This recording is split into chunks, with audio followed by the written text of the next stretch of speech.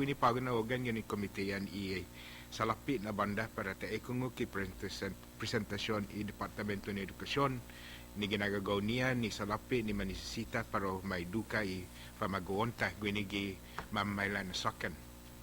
Daw na no antes bibel tutun bel na ilokwi dangkulo na agradecimiento si Mr. John Fernandez dan congratulacion ni maadzik para guisa pago po ginehelu este Departamento ni Edukasyon da committed pago na organ dan todo man mamaylan na dia para ta ajuda si Mr. Fernandez dan ni Departamento ni Edukasyon tay man ta ajuda pamalu gini mapus na tempo ni para ta na siguro na pamaguonta mat tanain ni hafa ginagagaw niya para tana siguro na mas maulik bo na inilala niya dyan futuro niya gwinigi mamaylan tempo. Good morning, ladies and gentlemen. I want to thank everyone for joining us this morning for the presentation of the Department of Education's FY 2013 budget request. Before I begin, I want to express a big welcome home to Mr. John Fernandez, the new superintendent of the Guam Department of Education. Congratulate him on his selection. And we commit ourselves once again, as always, during these hearings and in all the work that we do here to support the Department of Education and superintendent, the management team, and all the employees of the department so that they have the resources they need in order to educate our children for the betterment of their lives today and, of course, their future. Before I recognize the department for their introduction, I'd like to do the same on this end and thank those members of the legislature and my colleagues who are here to join us this morning for this hearing. To my immediate right is the chairman of... I switch things when I'm filing. Yes. To my left is the chairman of the Committee on Education and, of course, the speaker of the 31st Guam Legislature, Speaker Judy Wampat. Thank you very much. And, of course, Senator Dr. Eileen Yamashita is here. Thank you very much for joining us. And Senator Tony Ada also. Good morning, sir, and welcome. I just would like to just break a little bit, and I know I want to express my appreciation for the speaker for conducting some of the public hearings while I was off island to get the budget ball rolling.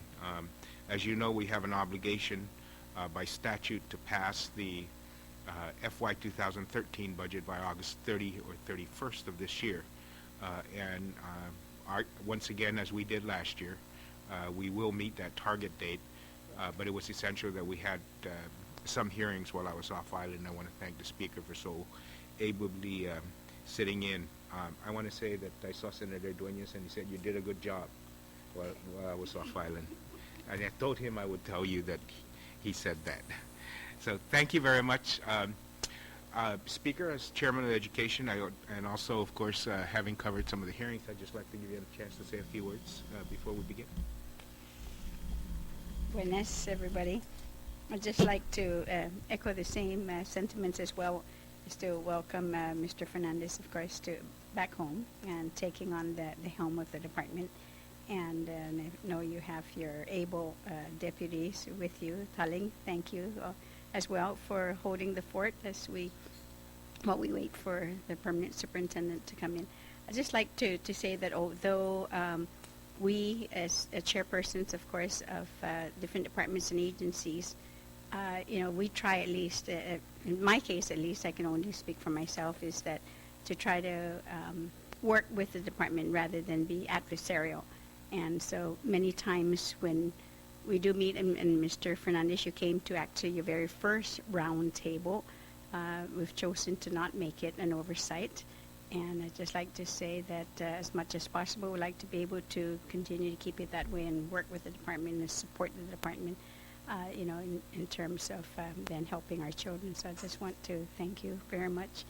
This is going to be a difficult one, I know, for you with the budget that you're walking into, that you had no hand in crafting, but I think that, Taling will be able to walk you through it, and we'll do the same. So welcome again, and thank you for coming. Thank you very much, Speaker Wampat. We kind of just divided the presentation. I'm not sure, but if you did not, we wanted to take a look at, of course, the elementary and the secondary presentation, and then, of course, administration.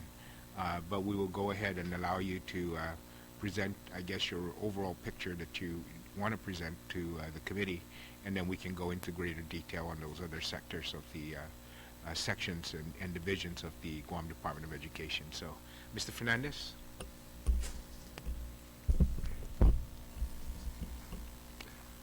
Hafa Day and good morning, Chairman Pangilinan, Speaker Wampat, and other members of the committee. My name is John Fernandez, and this is the beginning of my 4th week as Superintendent of the Guam Department of Education. I continue to be grateful to be home and humbled by this opportunity to serve our island's children and families.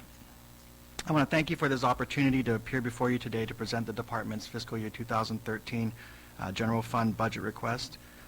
Joining me today are Taling Taitano, Deputy Superintendent for Finance and Administration, Joe Sanchez, Acting Deputy for Curriculum and Instruction, and Rob Millay, Acting Deputy Superintendent for Educational Support and Community Learning. Permit me a brief moment to publicly thank these 3 smart and hardworking individuals who have kept the department moving forward through a prolonged period of uncertainty and who have helped me make a smooth transition as superintendent. In fact, Mr. Sanchez has served 1 year in this position, and this is actually his last day as deputy, having served the maximum. But I want to thank him especially for his service in driving forward with our Common Core curriculum and in helping us kind of move forward despite the long period of transition. Sylvia Calvo, who also works with Joe in curriculum instruction, will be acting deputy as of tomorrow.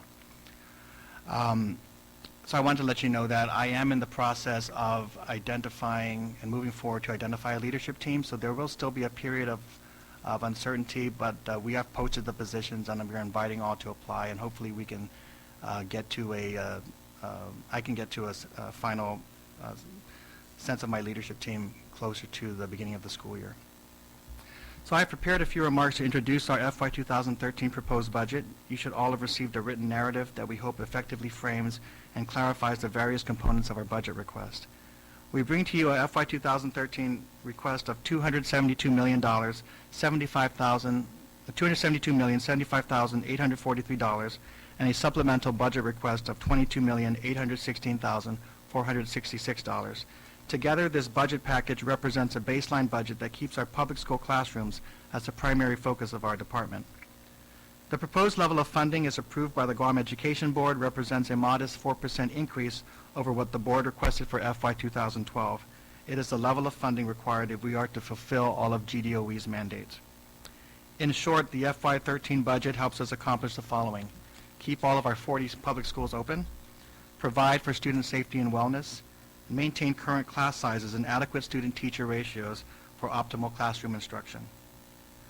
Under the proposed budget, we also anticipate making significant strides towards getting GDOE off high-risk status with the U.S. Department of Education. We are continuing to work with the third-party fiduciary agent. We are implementing our new financial management information system and shoring up the capacity within our central and school administrative staff to ensure proper internal controls are in place.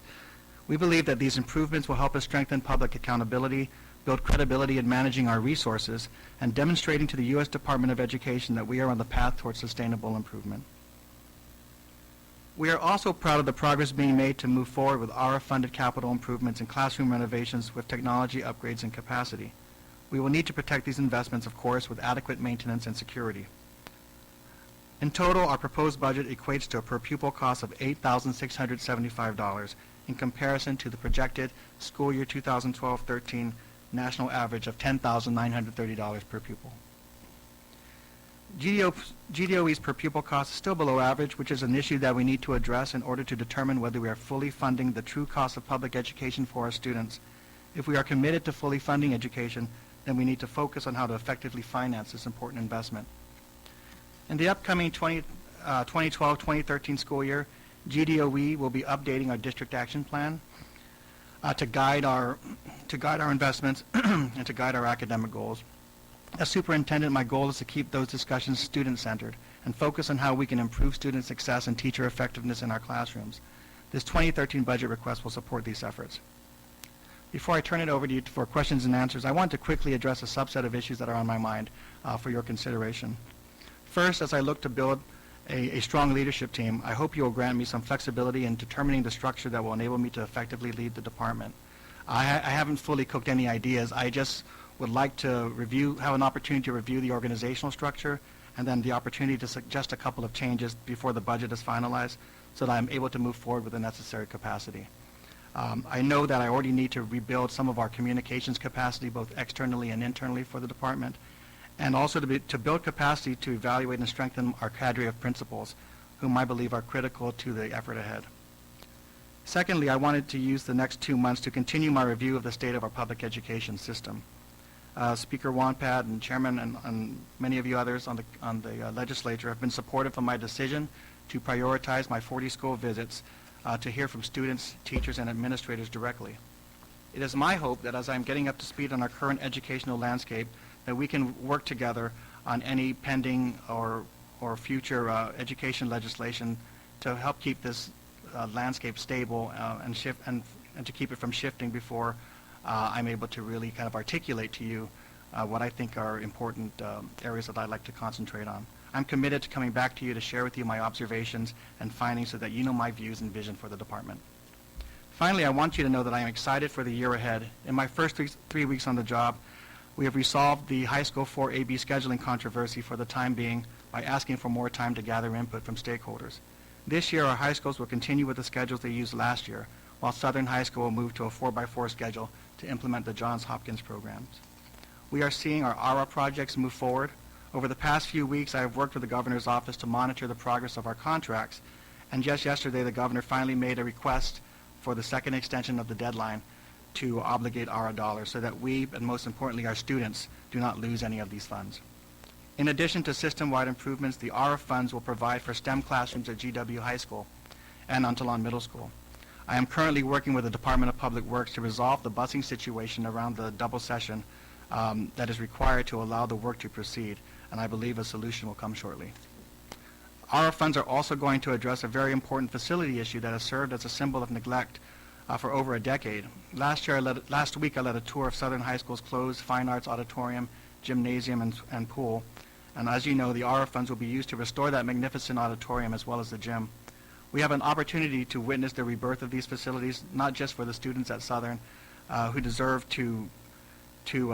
much better than the broken down facilities they see every morning, but for the broader island community to benefit and participate in a resurgence of this facility. We are also in the midst of preparing for schools to open on August 20th. I'm meeting frequently with our division heads to run down the punch list for school openings, and will soon sit down with all of our principals to ensure that we are hearing directly from the front lines as well as to what they need to ensure that schools will be open on time. As part of this preparation, I've declared August 18th, the Saturday, which is the Saturday before the first day of school, as GDOE's Team Up to Clean Up Beautification Day. As you know, Governor Calvo has directed GovGuam agencies to assist in this effort by adopting a school this summer and coordinating activities in the weeks leading up to the opening day. On August 18th, we're asking the broader community, parents, teachers, the business community to come out and work with us to make our schools as welcoming as possible to students when they show up on August 20th. Finally, over the weekend, we heard good news from the U.S. Department of Interior's Office of Insular Affairs. I was notified that Assistant Secretary Tony Babauta is releasing to the Guam Department of Education $2.8 million in one-time compact impact funding to supplement our local investment in education. So we would like to use these funds to allow all of our teachers the opportunity to purchase supplies for their classrooms instead of them having to fund supplies out of their own pockets, as we've heard and as I've heard in many of my school visits, and to support some of the basic school upgrades that have been long neglected and would be useful to have in place in time for the opening of our school year.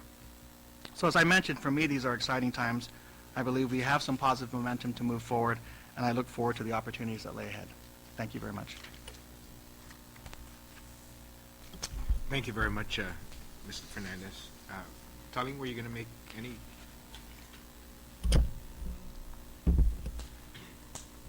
Then so the request, if I gather correctly, is approximately $272 plus a $22 million supplemental. Yes, sir. So you're asking for $294 million. Is that correct? Yes, sir. Let's just then go back to then this current fiscal year. Can you outline for us then the appropriation levels given to DOE in this fiscal year?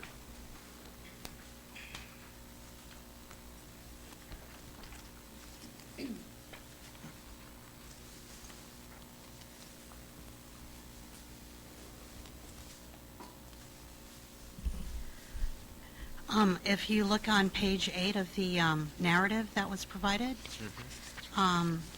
it shows a comparison of our FY 2011 expenditure encumbrance levels, the FY 2012 authorized level, as well as our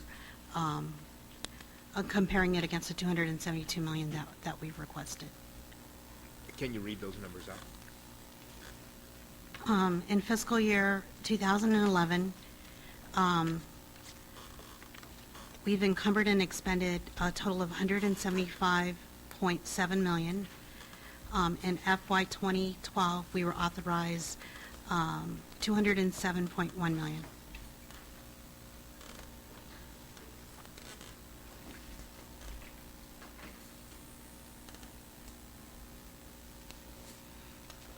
So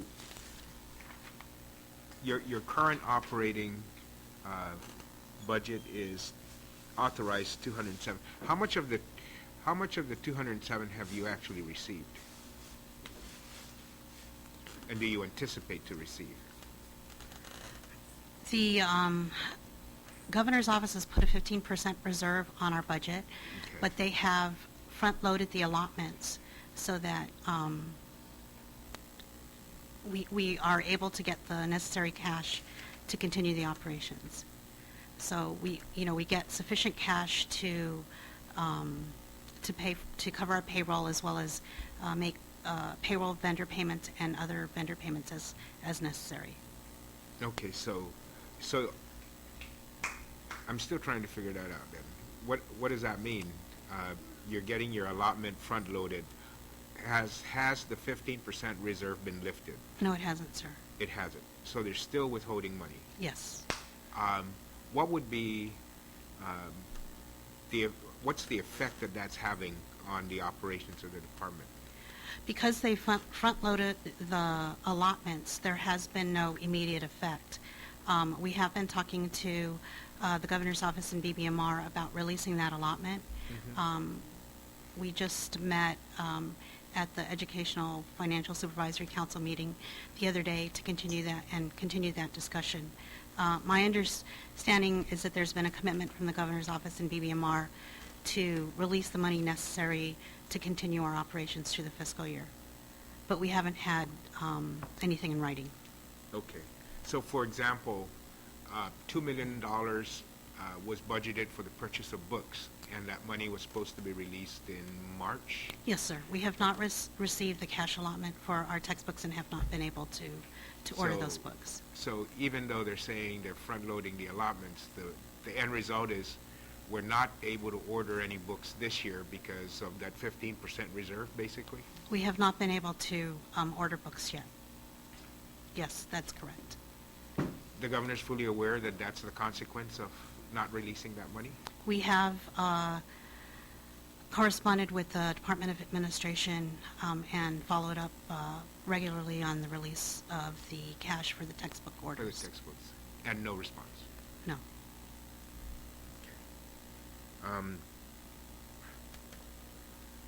Did you take a look at the FY 2013 budget requests submitted to the legislature by the governor? Yes, sir. And what was the request requested by the governor? It was about $250 million, but I believe it also included payments for the TGN lease, which we have not included in our budget request. The governor submitted 250 for you? 15? I'm sorry, 215. 215 million. But that was inclusive. I think the budget for the governor's request, which we were able to gather, was about 208 million is the number we came up with. And I guess you're adding in leases or additional expenditures that were not part of last year. For example, 6.4 million for the T's and lease maintenance and insurance on top of that. So these were not included in the budget last year. So it's not additional operating money, really. It's for additional expenses. What is the status of the Tizen facility with regards to, because there's a request for $1.5 million for insurance and maintenance, yet the MOU I believe that was signed between Cortec and the governor's office indicated that insurance and maintenance would only be paid for by the government of Guam if we exercise the option to purchase the facility. That as long as we're renting the facility with the $4.6 million in tax credit, we weren't responsible for maintenance and insurance. And maintenance and insurance would only kick in if we exercise the option to purchase. Are you aware of any of, if that has been done? No, sir. No?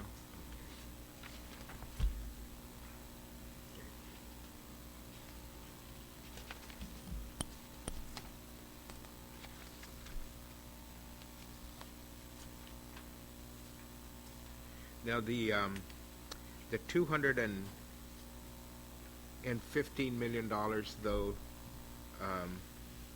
that you mentioned, is that, I think you're including the school lunch program, is that correct? Yes, so that's why you have that 215. That's where your number comes from. Okay.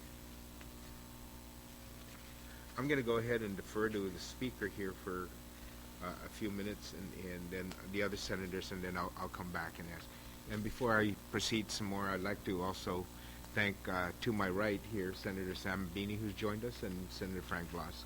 Good morning and welcome. Speaker? Oh, and Senator Chris Duenas to my far left down there. Thank you. I didn't see you come in, Senator. My apologies. Okay. Thank you very much, Mr. Chairman. I'd like to continue with the discussion in terms of your allotments and how much have you received so far? I mean, I have an analysis, but it was of May 31st, and as of May 31st, so far, you've received $130 million, and I'm wondering, that's some time ago already, and we're now almost in August, so. And I know the payroll is normally local funds about $8 million approximately. And I'm not sure how many payrolls have already occurred since May 31st, and maybe we can add that in to give us a better idea. I know that we recently updated that allotment schedule, and that was presented at the Education Supervisory Finance Council meeting. Let me find out if my staff has a copy of that, ma'am, and we'll get back to you.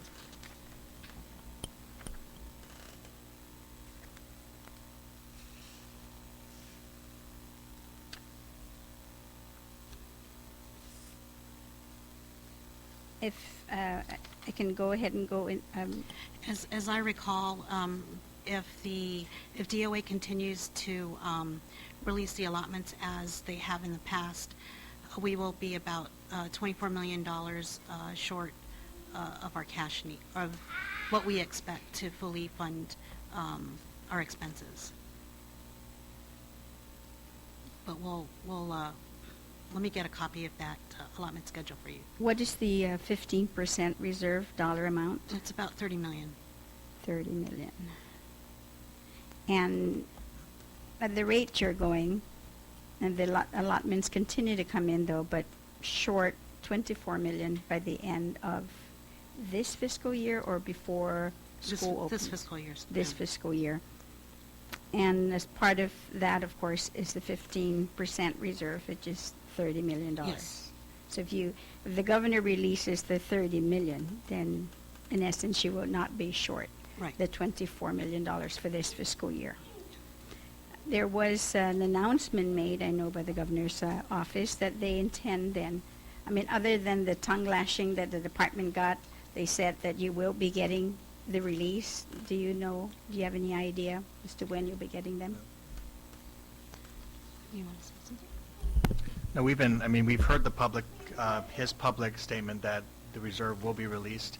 We haven't heard any specific timing for that release, and we have not heard a final amount. I mean, whether it's the whole 15% or some other amount.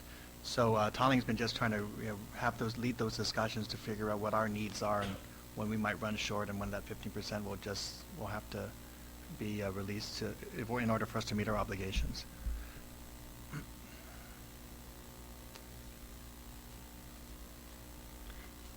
Telling, in the budget request, the department's asked to absorb the costs for the Tizen lease, and that's for next fiscal year.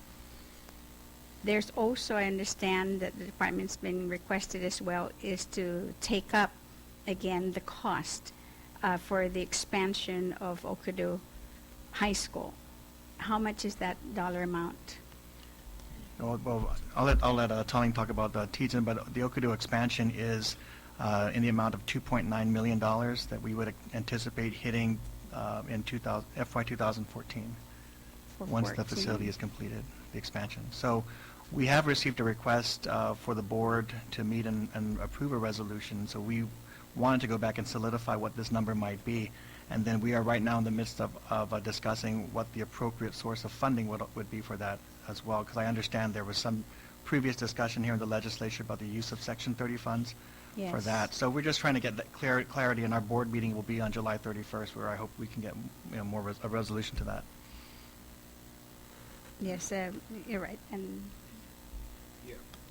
I'm assuming that when they say you're going to absorb, it's not from your $292 million request. It's going to be from your current cash operating outlay. So you would need to reduce your current operating expenses by that amount, not from your requested amount. Right, I believe that's You understand that? I believe that's the Okay. request.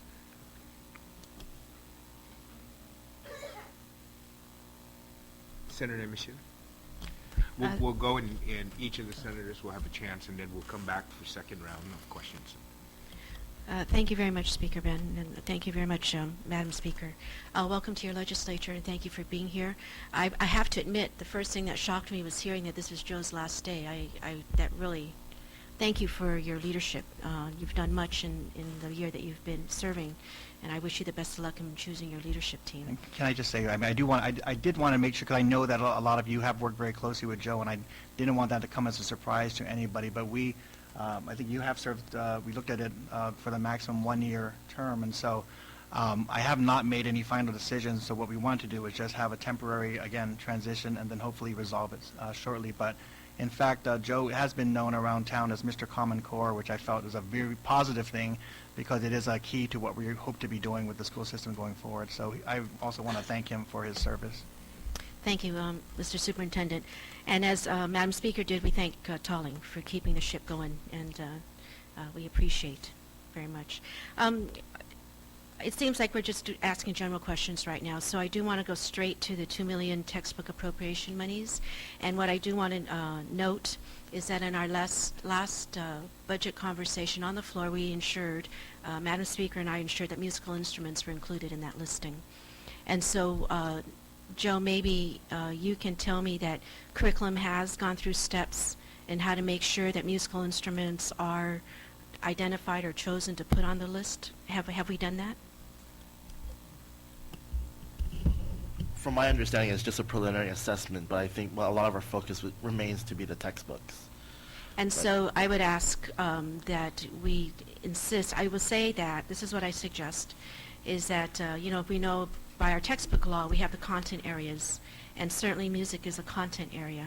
And repeatedly, when you look at our band rooms, their instruments are held together by tape. And so we really, this body was kind enough to include musical instruments. So if we can just ensure that the teachers have a mechanism to decide the priority of how to get some of that money, right? I appreciate that.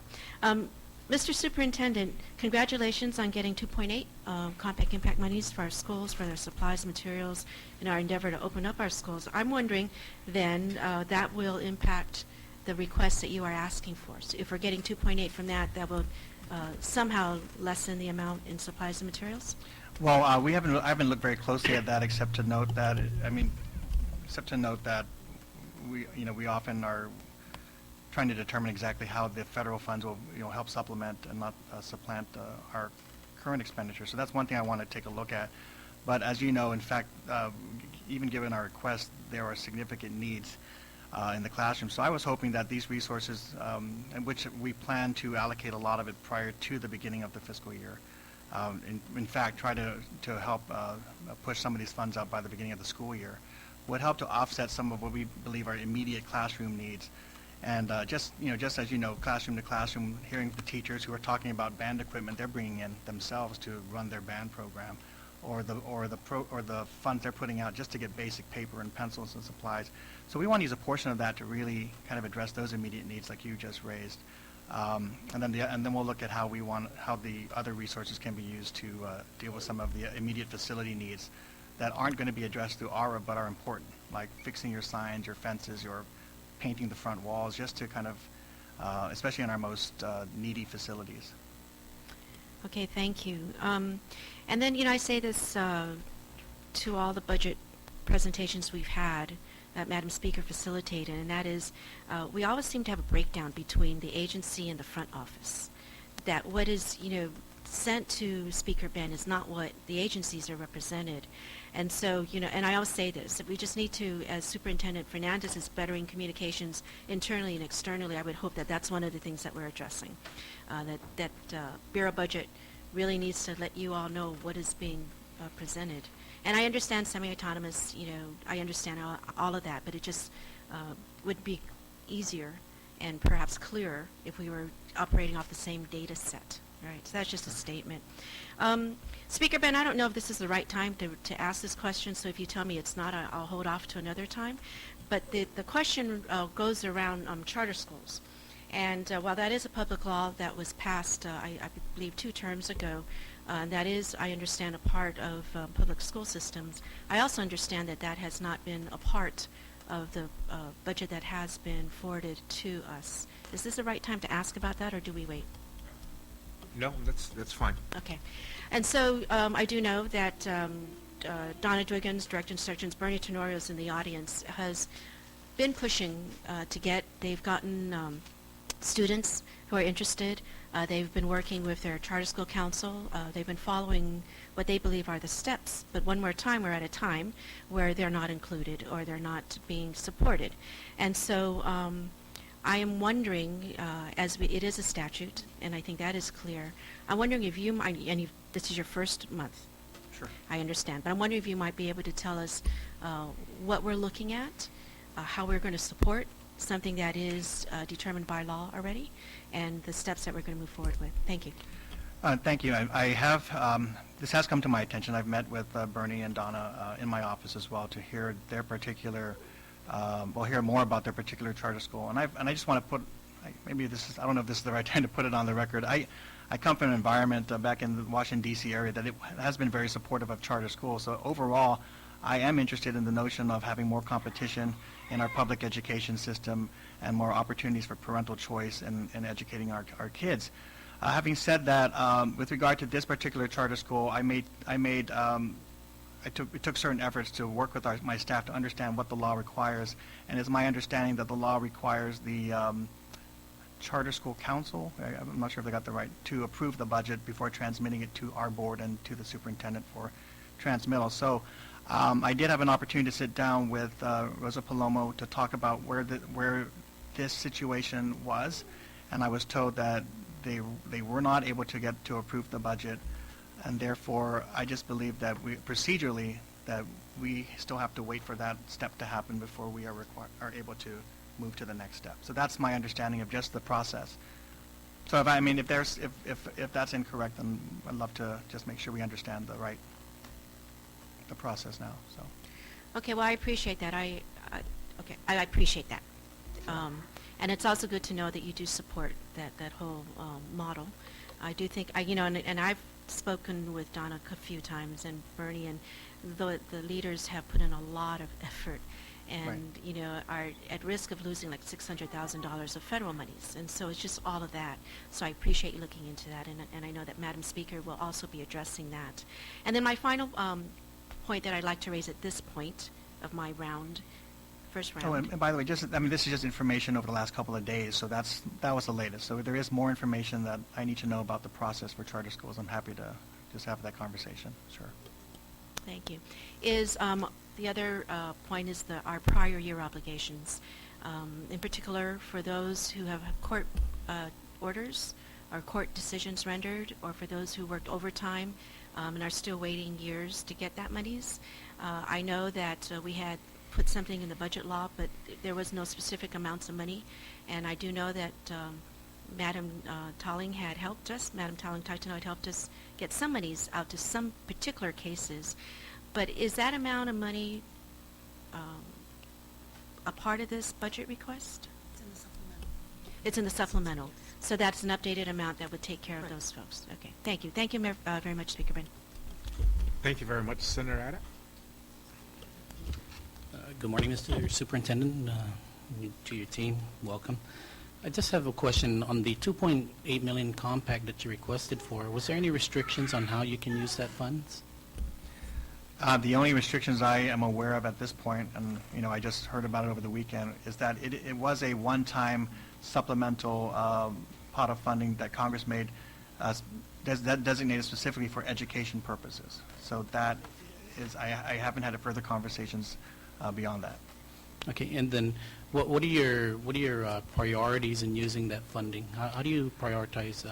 Well, I mean, the there's 2.8? there's obviously a lot of, so I'm still learning. I'm still kind of getting around the system and understanding there are definitely enough challenges and needs in the system to fill up any requests for funding. So it's something that I really want to take a hard look at and begin to share with you my priorities. But there are obviously a lot of things in the mix. I also think that sometimes when we have resources available, it becomes very easy to throw it at a problem that's existed, or throw it at an issue that's existed, that and to a number of those issues that have already existed that we're trying to fix, without also remembering that what we do in education is going to be driven in the classroom. And so this time I said, it'd be nice, especially after meeting with all the folks and the educators and the students, to think about ways to direct those resources right into our classrooms, where all of the educational reforms and efforts and improvements are going to really take root and take place if we're going to succeed. So that right now is my balancing act. I'd love to see some of this money trickle into the classrooms and not get stuck funding DOE's bureaucracy or anyone else's bureaucracy. Okay, that's good to hear. Thank you. That's all, Mr. Chair. Thank you very much. Senator Duenas? Good morning to the panel. I want to join the chorus in congratulating the team around you that held the ship up before you came along. Mr. Superintendent Joe and Rob and Tolling have done an excellent job. And I wanted to thank you as well in just our email correspondence, responding the same day. I know you're really busy, and I was very impressed with that response. My first question would be, with the double session possibility at GW, do you have a figure from Department of Public Works with regard to the overtime requirement for that busing schedule? Right now, we're looking at an amount no more than $150,000. Okay, great. Thank you.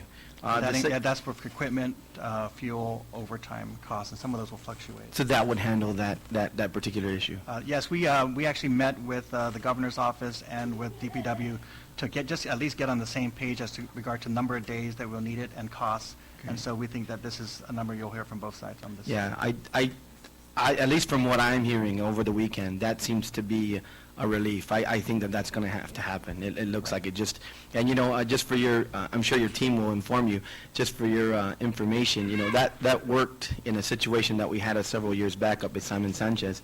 And actually, there was some great results with regard to the freshman class coming in, having a little bit more time to to assimilate to high school. So just wanted to give you that bit of information. You Right, well, can that's quiz very- your team. Yeah, well, that's good to hear. I think it was also important to us to get, now that we're almost near the finish line of getting these STEM classrooms done, it's not ideal to do the work during the school year, but we also didn't want to wait another year before any students would actually see the benefits of these classrooms. So we're hoping we can deal with this temporary situation and then get these classrooms in place. I think it's a wise move. Thanks. The second question I have is, how much savings will you realize, if any, from the third-party fiduciary if you are able to get off high-risk status and assume once again the helm of complete fiscal management? So, very complicated question, and I started looking into this when I was still back in D.C. With the Department of Education and with other jurisdictions that deal with have dealt with high-risk status across the country. So I think that the step would be to try to get out from under the third-party fiduciary agent, and then proceed to move off of high risk. I think we've been under high risk, but the third-party fiduciary was just a particularly onerous, but maybe necessary strategy that the U.S. Department of Education required. So I think what we'd like to do is, and I've had my own conversations, is really we're going to have to take the burden of their costs onto our local budget. So we all have an incentive to make sure we are making progress towards reducing the need to have them in place. What I'd like to do in these ongoing conversations as we renegotiate, I'll let Tolling kind of speak to some of that, but Sure. as we renegotiate the contract, is to make sure that, number one, they are not doing the work that we should be able to do locally. Right. So they're processing paper that we should be processing paper. How do we make sure that we have the capacity to do that? I think number two, we do want to use their advice and keep their counsel in making sure that we are implementing our new financial management system, putting our internal controls in place. We do want their expertise, and they're very good at that. But at the same time, to facilitate their departure, we need to make sure we have a team in place on our side that will be able to sustain these improvements over time. I think the history of their involvement in other jurisdictions shows that when they work, it's because there's a team behind them. When the consultants leave, that's still there to carry on the work. And in other situations, if they don't, they will be in the same situation of not being able to maintain oversight of their finances. So I don't have the answer, except we're going to work to kind of narrow the scope of their contract, Okay. make sure we're focused on capacity building, and making sure that what they're bringing is something that we really do need external, not something that's replicating what we ought to be doing ourselves. So I don't know if there's anything else, Tony, you want to add?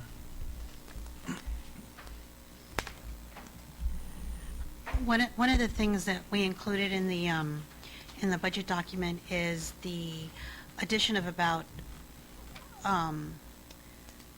it's not a complete addition, but the identification of about 18 positions that will help us to move off of high risk. One of the things Okay. that we're looking at, for instance, is shoring up our internal audit division.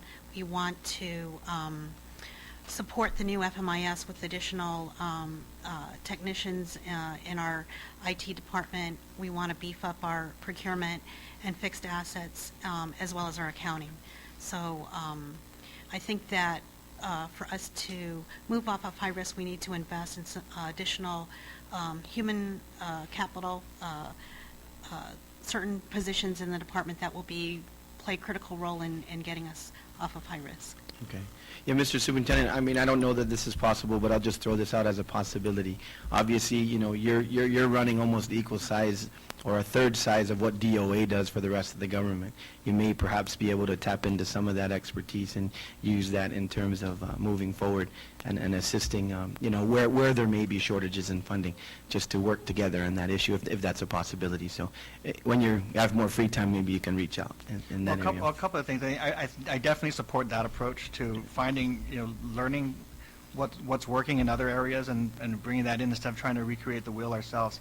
But the other thing I want to also mention, because I don't know if Tolling was able to talk about it, is that we will get our visit from the U.S. Department of Education's Okay. risk management team in August.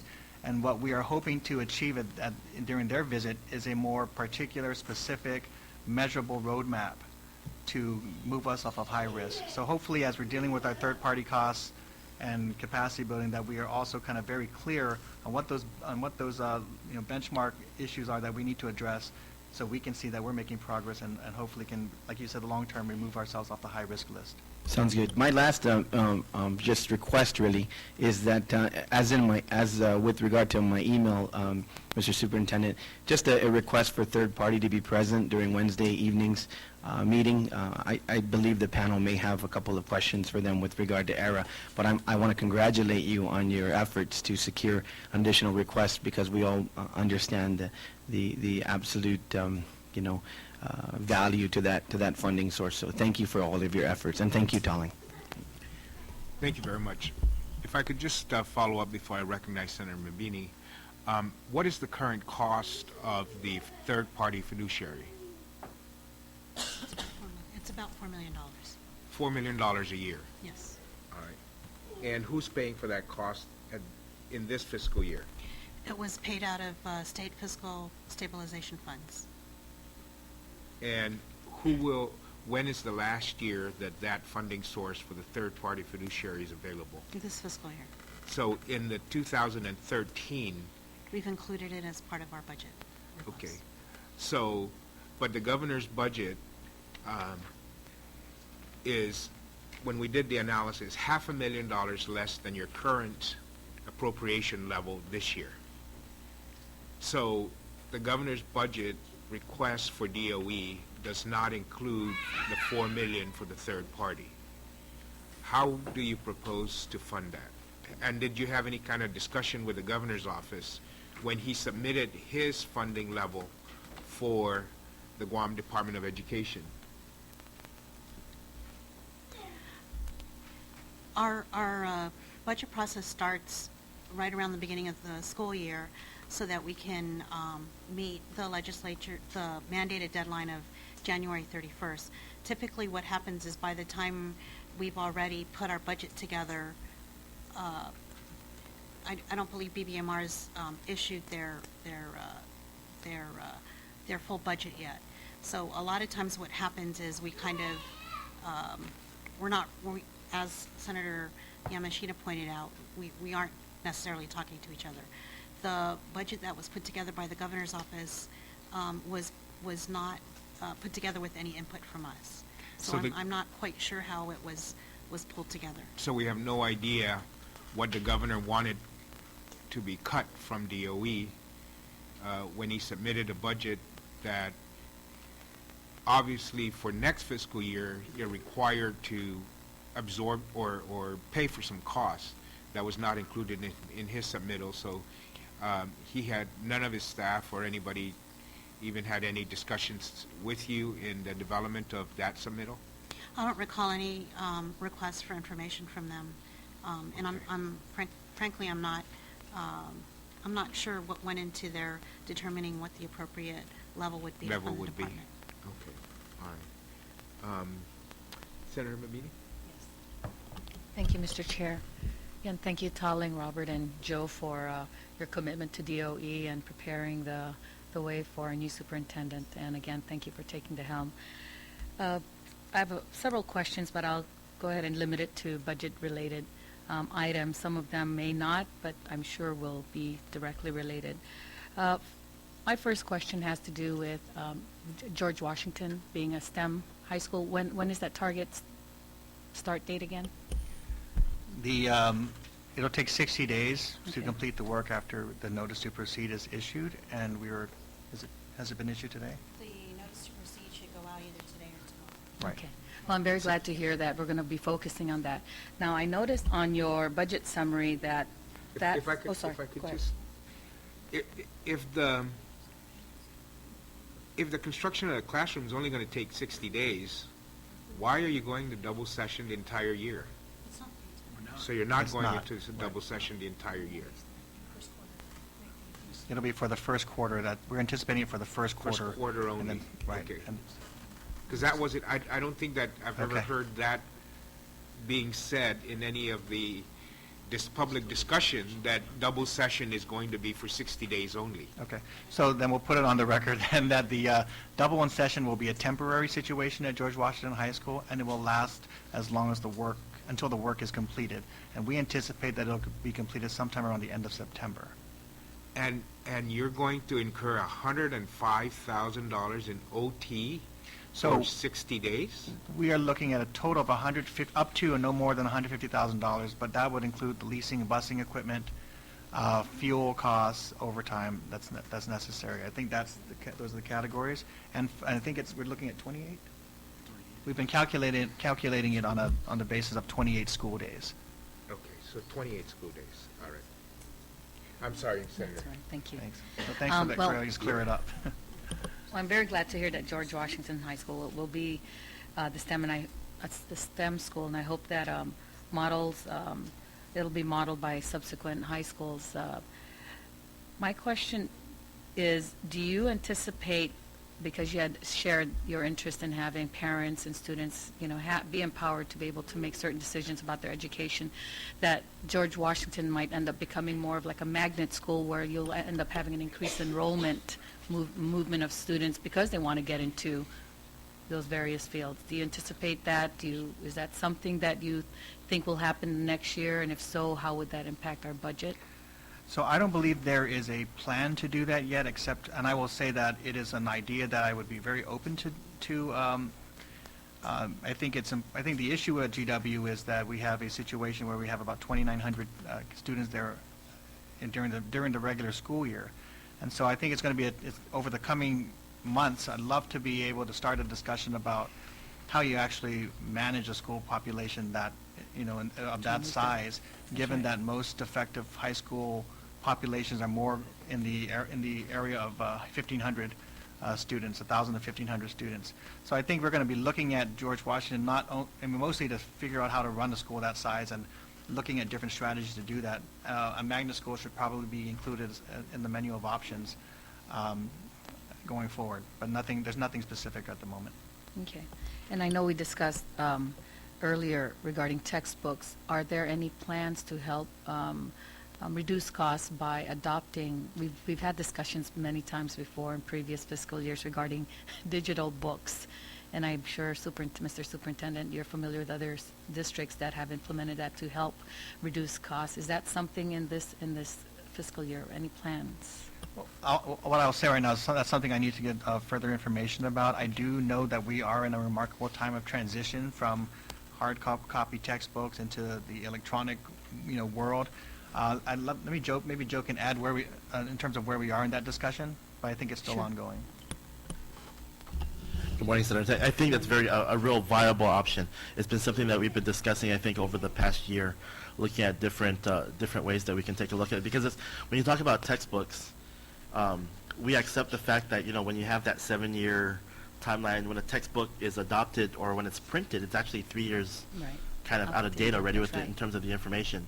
With some of the digital tools that we have, some of the digital options that we have, that information is actually readily that can be recurring. It can be updated almost immediately. So we do have some presentations from different vendors that have been kind of showing us their product and whatnot. So it's really a matter of taking an assessment of what our current technological base is at this point and seeing what our viable options are. But definitely it's something that we want to take a look at. And have you forecasted estimated cost savings to switch over to a digital format? No, but I'm not certain if it would be a savings, but I know it would be a much better move, or at least money well spent as opposed to continuing to purchase regular textbooks. I think it's important that we look at the amount of resources that we're going to need to educate and to provide instruction to our students. And so I just want to add that right now there's a lot of discussion about devices and electronic media and iPads and other things that students might benefit from. I think the conversation you're hearing us have between myself and Joe and others on the team and in our schools is what exactly are we going to do with these devices, and how do we deliver instruction, and how do you deliver Common Core aligned materials and et cetera. So we have to have both of those conversations at the same time. So my priority is to figure out if we're going to have these devices and invest in them, let's make sure that we know how to use them, that our teachers know how to use them, and that they're kind of geared towards ensuring that students are going to benefit and achieve because of that addition. But then we'll also have to look at how that cost and how that investment compares to the ways we used to do things around textbooks. Okay. So I don't have a timeline yet, but I'd love to let us work and see what how we can move that discussion forward. And perhaps also attach the cost associated with it, so we could we would be able to look at how costs associated with technology would offset, the costs in the traditional way of receiving and distributing textbooks. So that would be very helpful. And related to that also deals with the third-party fiduciary agents. I'm assuming because of their work that they are moving to helping DOE toward more of a performance-based budgeting, where we could actually see the numbers related to student achievement or teacher performance. Because I'm so familiar with seeing other agencies with the numbers tied to some form of goals or whatnot.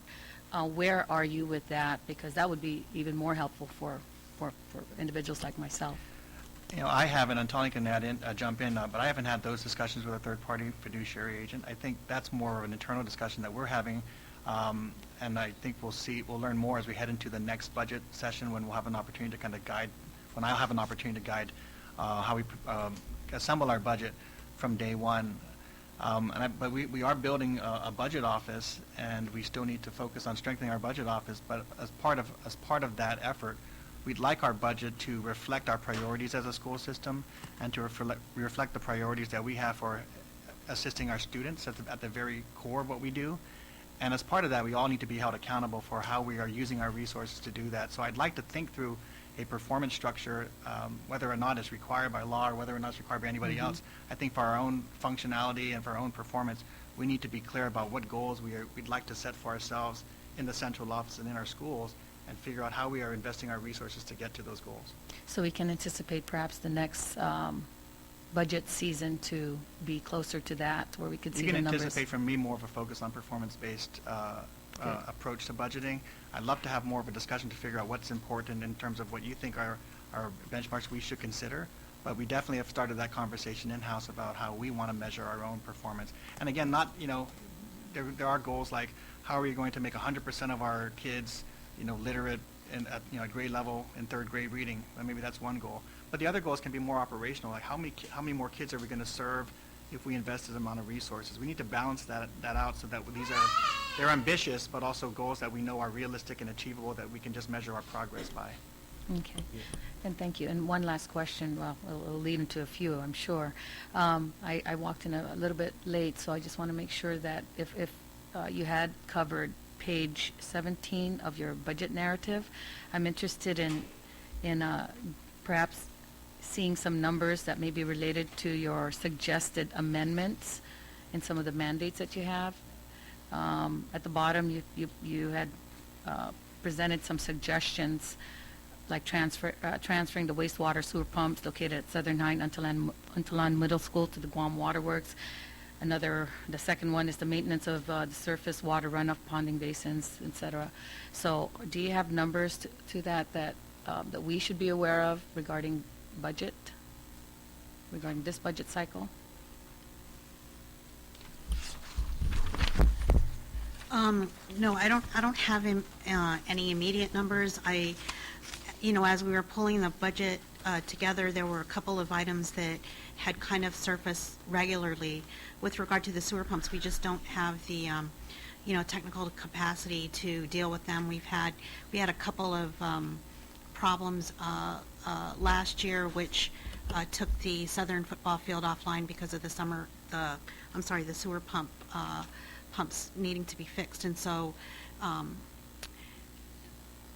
I would just say that our business is to educate the kids, not to maintain sewer pumps. So I think it would be helpful if we could move those wastewater pumps to the agency where it makes sense. With regard to the ponding basins, we have a perennial discussion with our mayors, who are given monies to maintain our school grounds, whether or not the ponding basins are included in those contracts. And a lot of times we end up having to find resources to get those ponding basins refreshed so that they can continue to work and not flood the schools. And then I don't know that any of the other things on this list require any funding. But if you'd like, we could try to put a number around this. Yes, please. And as far as item number 3, is this an internal accounting process that you're requesting? For instance, extending the encumbrance period to September 30, 2013?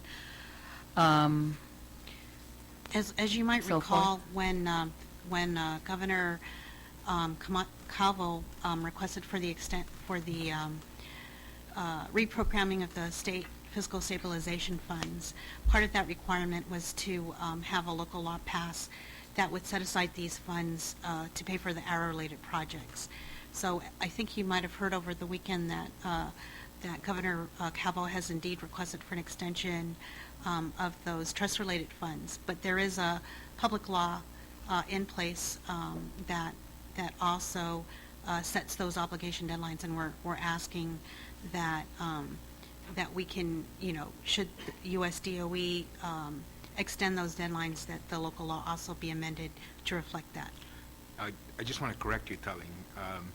The request by the governor to reprogram the funds did not include, it wasn't U.S. DOE's requirement that those funds be set aside to repair the schools. It was this legislature's requirement. I stand corrected, The sir. governor wanted to take that money and use it for regular Guam operations, basically taking away $60 million available to repair the schools away from DOE and use it for other government operations. It was this legislative body that insisted and created the structure that required the trust account to be set up, that the funds be dedicated for the same purpose after reprogramming, that they be dedicated to the same purpose for the improvement of the Guam Department of Education. So I just want to correct that. Thank you for that And that's correction. why DOE still has this money available to repair our schools and educate our children. Otherwise, it would have gone, and disappeared into this big Guam operation. So it wasn't Governor Calvo's intention to continue to use that money for the schools. It was at the insistence of this legislature that happened. And it wasn't either U.S. DOE's insistence, it was, again, the insistence of this legislature that we reserve that money for its intended purpose to improve our school system. So I just want to be very clear on that. I stand corrected. So basically, this is to request that the extension obligation dates be extended. Okay. And then your last item in that same number 3 was about transfer authority between object classes, and is that still something that I your think department would need? when we initially set up the object classes, I think it was contractual and CIPs, we're just having some accounting difficulties in terms of classifying it. So that's kind of just an accounting request. All right. Thank you. Yeah. John, just for future thought, where you mentioned you wanted to focus on your core mission, which is the education part, as well as Tulling mentioning that. About a year and a half ago, I introduced the bill to transfer school maintenance building to the Department of Public Works so that they would concentrate on the physical structure of the buildings, like the sewer pump stations and such, and DOE would concentrate on the classrooms and getting teachers in there. And DOE at that time opposed that initiative. So if you are interested at re-examining that, you're welcome to do so. But I want to tell you that it was something that actually I had proposed it. I drafted a bill, introduced it, and the support was not there. So that's why we decided not move forward, because sometimes even though it may be a good idea in one's mind, if you can't get the stakeholders involved in it to agree to it, then you can't. Sometimes you can't get people to swallow medicine. So I just wanted to do that. The other thing I wanted to do before I recognize Senator Bloss is on telling how many people have you hired to support the high-risk status program appropriation, because you mentioned you needed 18 FTEs, but you've made some employment decisions on that. So how many people have you hired from? And I'm assuming you're charging it to the $200,000 that was appropriated to get you off high risk, or to assist you in implementing a program to get you off high risk. Yes, for the last couple of budgets, I believe about $150,000 was included. We've hired 6 people. 6 people. So the 18 includes those 6, so it would be a Okay. net increase of 12. 12. Okay. Senator Blas? Thank you, Mr. I Chair. also want to thank Senator Mata for joining us this morning. Once again, thank you very much for the panel for being, and Tolling, special thank you to you for keeping the ship afloat. And welcome aboard, John. I need to go back to the question on as far as the compact impact funding that you received, the 2.8. Was there a application or grant in order for you to, how did DOI get to the 2.8, or was that as a result of a application process that you went through? No, it's not it wasn't a grant application. It is part of our, I guess you would call it a supplemental compact impact funding arrangement. Was there any discussion, conversation with DOI with regards to how if you were to receive any amounts, that you were going to use this money in certain ways? With With DOI? Department of Interior? Or- Yes, with No, Interior. there was not Okay. there was not a So- discussion about, prior to a request that I made. So there wasn't any caveat, there wasn't any restrictions, there wasn't any priorities that were set with regards to? Yeah, I mean, I probably should apologize because I think I made the request on day 4. So. No apologies. You know, I think- Congratulations. And so what I'd like to Okay. say is that, because I've heard there's just some discussion about what requirements are, so let me just say that I was made aware of that, because we were being approached, others through staff, that there was available money for education-related purposes. And I said, wow, that would be very useful. And I said, here's how I might use it. And that communication went out. I did alert the governor's office that this was something I had hoped to get support on, because I thought it was very important. And we've been talking about education reform across the island, and there was a lot of momentum, I thought, behind this. So I made that request. I have not had any further discussions about particular constraints around the funding, except that it will go into operations for the purposes that were identified in the letter that I sent earlier this month. Okay, have you been advised as to when you were going to receive that money? We are not, and we've been notified that it would be made available to GDOE this weekend, but have not received timing. So that's something I do want. And the reason why I bring this Yeah. up is the speaker and I serve in another panel commission, and a promise was made well over a year ago with regards to DOI funding, and it hasn't been released because of certain paperwork that was necessary. I would suggest that although there was the announcement of the 2.8, that you do put together a team to be able to identify how you're going to be able to use it, when you're going to be able to use it, but more importantly is ask the question, when are you going to be able to get it? Absolutely. Because we're talking 2.8 here, and this is something that I'm sure you direly need, something as little as $250,000 for another program. We're having to jump through a whole lot of hoops just to get it. So that's my suggestion. Okay, duly noted. Okay. Thank you. With regards to just a couple specifics in your narrative, your budget narrative that I'll be interested in. First off, and I'm going to refer to page 8 so that we're all on the same page. Okay. I guess first off, I'd like to know a little bit more specifics or a little clarity in two budget items. Budget items 250 equipment. You've got it pegged at 8.2 million, and budget item 290 miscellaneous at 1.3 million. And I was looking at then as far as the breakdown and where for this stuff. Where it was in as far as elementary, middle, and high school, and I guess a special miscellaneous fund. That kind of like throws up a little bit of a red flag anytime you're looking at, where the money's going to be going. So I would appreciate a little more clarity with regards and specifics, with regards to the equipment and the miscellaneous expenses that you anticipate to incur.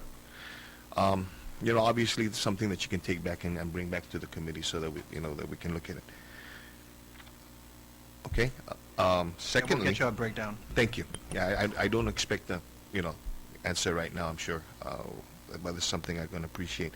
Secondly, on page 10, with regards to your proposed new positions, and I have to agree, with Senator Pangilinan, in the prospect of possibly looking at the idea of the, I guess, for lack of a better term, transfer of the responsibilities as far as the facilities maintenance to DPW. Because when I look at this and I look at some of the positions that you're proposing, I'll give you one example that really stands out with me. You're asking for 2 locksmiths. Okay? And so, you may need it, and there may have been a justification, but if you can share that too, with regards to most especially in those areas of facilities and maintenance. You're asking for 2 locksmiths, you're asking for 15 electricians, you're asking for 13 plumbers, you're asking for 14 refrigeration mechanics. And there may be that necessity. I just would appreciate a little bit more clarity and maybe seeing as far as the justification and cost savings, where as opposed to bringing these individuals on, you can outsource it, or you can, with contracts. Again, you may have the justification. I just would appreciate if the committee receives this as well. Tali, you have something? Yeah, with regard to whether it's FTEs and supplies or whether it's contractual, we can work with either. It's just that at the end of the day, we'll need the funding. Sure. Right. And while we're doing this, you see the concerns that I got is it big? You need the 14, refrigeration mechanics because of a need that the concern you have today, or is this something that you can get a contract with and then bring on a couple individuals for, prospectively? In other words, are you going to keep 14 refrigeration mechanics through the lifetime of DOE? Okay. Yeah. All right. We will get back to you with a response on that. Let me just say we are going through a crash course, or at least I'm going through a crash course right now as we prepare for school openings. So what we've done is we've assembled the division heads already 2 or 3 times already, and we're going to do it more frequently as we approach the opening of schools. And I'm trying to get a better sense of the punch list. These are the logs of work orders that are underway. And a lot of them are HVAC, and a lot of them are, plumbing and electrical. And so I'm starting to at least get my own feel for the workload that we're dealing with our current staff complement. So I hope that to be better informed as well on that. But I know that is an ongoing priority. And the other concern I have is with regards to the, I guess, the ongoing projects that you have connected to the ARA funding and stuff. Will some of these issues that cause the necessity for some of these positions be mitigated as a result of, the repairs that you intend to make to some of these places? Well, that's a very good question with regard to maintenance. The other question I've had internally is, as we move these projects forward, how are we as a department ensuring that we've got a quality project underway and that we are taking the steps necessary to make sure that when we do open, for instance, the STEM classrooms on day 61, that we are very comfortable with what products have been delivered. So we're working. Yeah. We do have a third-party project manager on these projects, but it's something that we're trying to figure out how much capacity do we need to ensure that all the money we're spending on projects are being well managed and that we're ending up with quality product for our students. And brings to the maintain. final point that I want to make with regards to these positions, because I see that the proposed new positions, but I don't necessarily see where, you're going to bring on an HVAC or, air conditioning mechanic or a plumber, and I don't see plumbing supplies or Freon or equipment like that. So, I don't want it to be a matter of, okay, we're going to hire the position, but we don't have the tools. Okay, so, okay, thank you very much. Thank you very much. Senator Mar? Okay, thank you very much. Let me just ask a couple more questions, and then we'll go ahead and proceed again with other members of the panel being able to ask questions.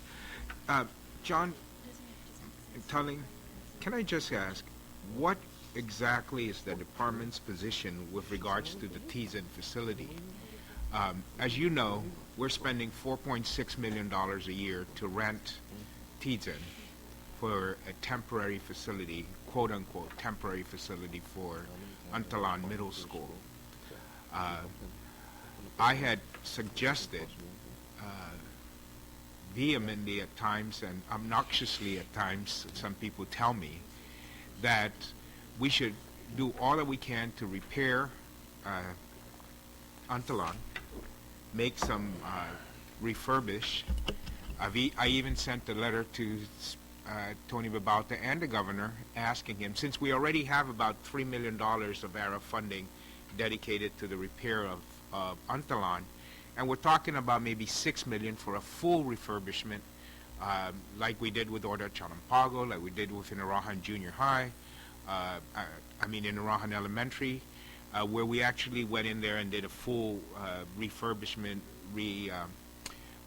rebuilding of the school, tear down the temporary classrooms, fix all the issues that have been identified as being problems for a safe environment, that we could do it for about $6 to $7 million. And if we could do that and get out of Tizen, then I was willing to push that we make the appropriation of the 4.6 to DOE for other capital improvements with the other facilities that need fixing that we're not going to have the money for because ARA is gone. So we're challenged right now finding local funding for that. But we have 4.6 that everybody's agreed we can spend for the next 20 years to rent Tizen. Why don't we spend 4.6 for the next 20 years to repair all our other schools? So I just want to know, what is the position of the administration at DOE and the board in their discussions with regards to Tizen? Is it temporary, or are we going to pay $4.6 million there for the next 20 years because that's the decision that is the preferred option, let's say, by Guam DOE? So, unfortunately, I don't have a set position on this, and it's something I will work hard to come to. I think the issue for me is, knowing that there are significant facility needs across the system. I don't have a system-wide picture, and that's why I thought it was very important to look at this opportunity that I believe has been put forward to do a master facilities plan, to give me a sense of how we can prioritize our resources based on the age and condition of our school facilities across the island. I think the additional piece there is that the Army Corps of Engineers has come and has promised to do its own facilities assessment of our school buildings, building to building, as well as the grounds, as well as some other issues related to our facilities, and that we hope to get preliminary data by December to at least be a starting point, perhaps, for a master facilities plan. To me, I just don't have that full picture. Right now, I know that Tizen has really served as swing space, which I think, if we do want to go through a massive process of renovating our schools, we do need to consider where that swing space ought to be, and not whether it's Tizen or something else. And I've heard also discussion of a new central high school as being a possibility. So those are things I just haven't been able to wrap my mind around, but clearly want to be able to do that in the near future. I don't know if Talling can add to what discussions have been had. It is our hope to get the Untalan Barragata campus back online for not this school year, but next school year. We have the ARA contracts that are being put into place, and we're hoping to find that the funds to completely renovate that campus and make use of the time that while the kids are at Tizen to fully renovate Untalan. And so it's my hope that they will move back in the next school year. So will you renovate the facility? When you're renovating the facility, are you going to, at this time, since you have STEM money that needs to be obligated, and you have STEM money for Untalan, in the renovation, is STEM part of that renovation? Yes, in fact, the STEM contract, I believe, is at the AG for signature. So Okay. we're hoping to get that moved through the system quickly and start the work in the next couple of weeks. Yeah. Telling, the governor just released a statement once again that, he has to ask for this extension because DOE couldn't obligate it. But I understand that, and actually I wrote the governor a letter because I knew that there were contracts sitting at Adelup that were there and waiting for his signature. Do you know how long some of these contracts were sitting up at Adelup? The initial contracts that were sent up to Adelup were probably sitting for a couple of weeks. However, they've been able to turn that around, and we've had contracts come out almost the next day. So I think the last couple of contracts that he signed were next day signatures. Okay, so how many contracts are additional contracts are we anticipating sending up to him that will obligate the rest of the YARA funding? We have 3 contracts that are over at the AG's office. One contract that's waiting for a vendor signature, and then it goes to the AG and the governor. And then we have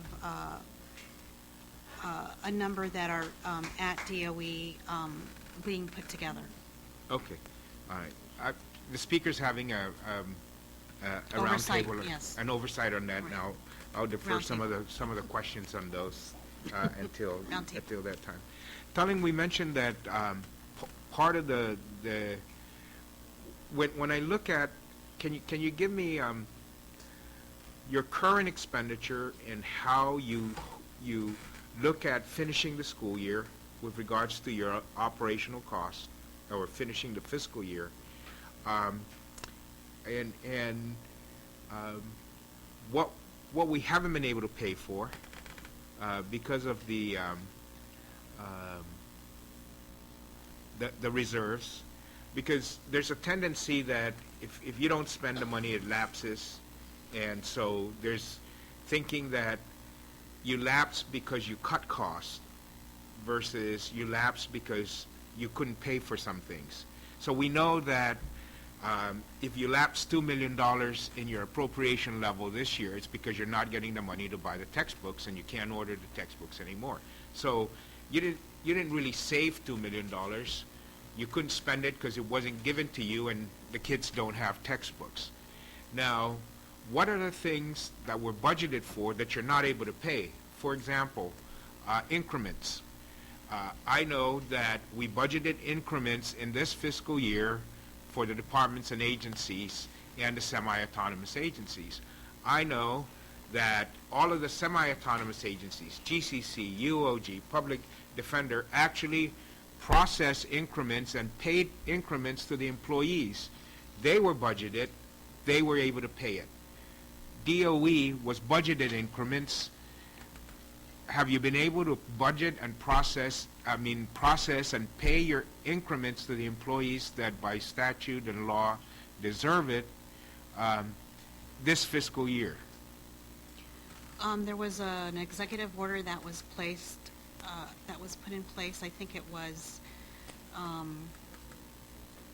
in October of last year, that essentially stated that DOE needed to be part of the line agencies in freezing their budget. Part of our problem is we don't, we get our cash from DOA, so we would need to get sufficient dollars to cover our payroll costs. So at this point, yes, we haven't paid increments. We also, we are gearing up for the beginning of school, so I think the superintendent's probably got cramps signing all the personal actions for all of the new teachers that'll be coming on board. So we're getting set to hire quite a few new teachers, and our schools are also likewise requesting for supplies and materials to help them with the opening of school. So we're hoping to get all of those processed should the reserve get lifted. So what is the cost of the increments that was budgeted? I believe it was around $2 million. Sir. About $2 million. So another $2 million that you haven't been able to pay that was budgeted for. Yes. Because of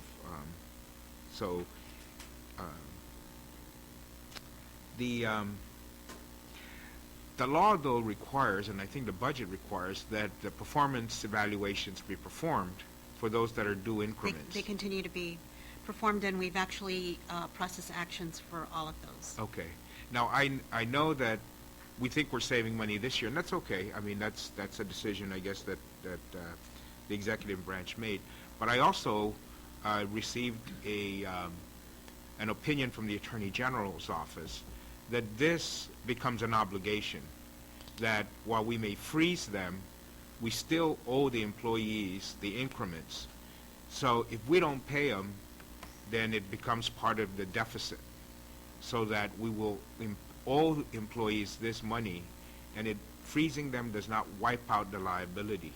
So if we have the money, if we're collecting the projected revenues, it doesn't kind of make sense unless you're taking that $2 million and doing something else with it, unless there's a shortfall. But from what we've been looking at in terms of the revenue projections and the revenue collections, they are aligning, and we're actually ahead of revenue projections by about 5%. So it really, to me, doesn't kind of begs the question is, do you want to pay this money now that you're collecting the money, it's budgeted and authorized, or do you want to hang it up and wait till next year where you don't really know what the situation is with collections, and the liability exists, and it's going to just accumulate to the deficit, and it's something that we have to address later on. And it's the same question I have in that in the budget this year also, we included that if there are revenues in excess of projections collected, not projected, but actual cash collections over and above the adopted revenue numbers, that anything above that also goes to pay for the teacher furlough, which is, again, an obligation that the department continues to face and we will have to deal with at some point in time. So if our revenue collections are beyond, and they are about 5% above the projected and adopted revenues, and the cash collections are exceeding those, it means that that additional collection should really go towards retiring that deficit, that teacher furlough obligation that the department has. And so I suggest that in your conversation with the governor, you bring that up as a way of not only paying off the deficit, because it will become a deficit, or avoiding a deficit by paying this obligation with the additional revenue collections, or else, once again, we're going to have to deal with it later on. So we do know then that the department has not been able to buy textbooks and not been able to process the increments for the employees. And it may look like this year you're saving $4 million, but those are still obligations, and there's a cost to not deferring those expenditures. Okay, so I want to look at that very carefully. The Common Core curriculum that was adopted, I've been following, of course, budget issues for the rest of the nation, and one of the issues that many states are dealing with the Common Core adoption is the additional cost it costs to implement that. I believe Hawaii has just performed an analysis about 4 months ago on their additional costs to implement Common Core. Their additional costs in Hawaii to implement Common Core is about $65 million a year. Do we know what it's going to cost us here to implement Common Core? Has anybody run that number? Did the governor, in pushing the board and saying, I want to adopt Common Core, did he do any kind of financial analysis and say, what's it going to take to implement? So, because this is my initiative, I want to do it. DOE, support me. The board, adopt it, because this is good. And I'm not saying it's good or bad. I'm just saying it's got a cost associated with it. And if we're going to implement it, and the governor wants to implement it, then I'm hoping that he'll also want to fund it. And so, do you know, and has any analysis been done on what it would cost to implement Common Core?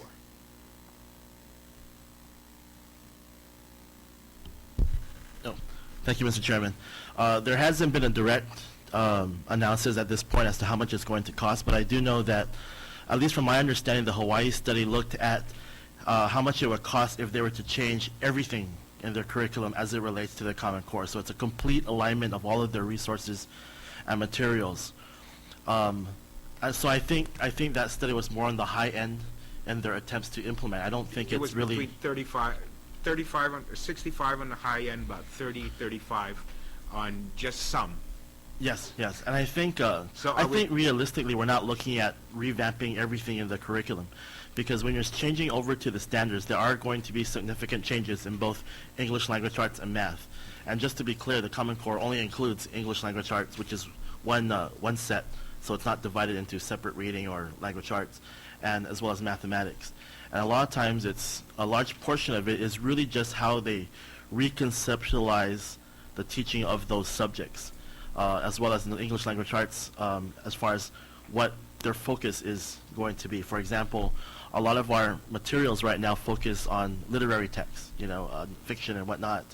The Common Core requires almost a 50% focus on nonfiction and technical types of writing. So obviously we would need to supplement our current resources at this point to include that requirement.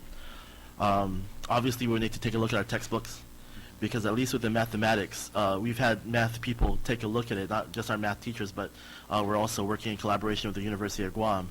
And basically it's not just a reconceptualization of how math is taught, but in terms of the amount that is actually taught throughout the school year. So it's actually narrowing it down to what's most essential, because I think they're in agreement that over the years, not just our standards, but standards throughout the country, people have kind of dumped a lot of information in and just created this huge amount of content that everyone's expected to learn without thinking ahead and trying to figure out whether or not this is actually teachable within a school year, or even within a lifespan or a school span of 12 years. So it's actually narrowing it down. So with our math textbooks, basically, I think it would be trying to figure out where the content is and to see what changes we would need to be made, but obviously that would need to be an area that we address. Okay. So, any estimate? Oh, cost? No, not at this point. I do know that... But we decided to adopt it. Yes, and I do know that basically what we've done is we've also reallocated all of our federal funding in that direction. So where our federal funds were geared towards other different projects, we've kind of streamlined a lot of our efforts to use federal funds to focus on the implementation of the core.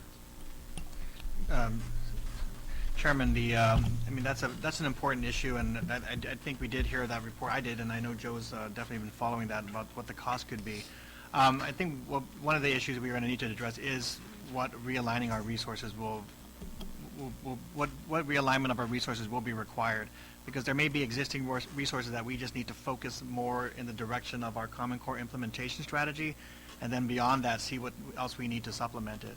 But I think at least right now, what Joe is talking about is we've got a lot of activities that are kind of going on, and maybe one effort to contain our costs is to make sure that where we do have these programs, and we're kind of aligning them with our longer-term Common Core strategy, and then identifying what supplements are needed to pay for. So I don't have a good picture yet, because a lot of states are just starting to do this, but we'll be focused on that.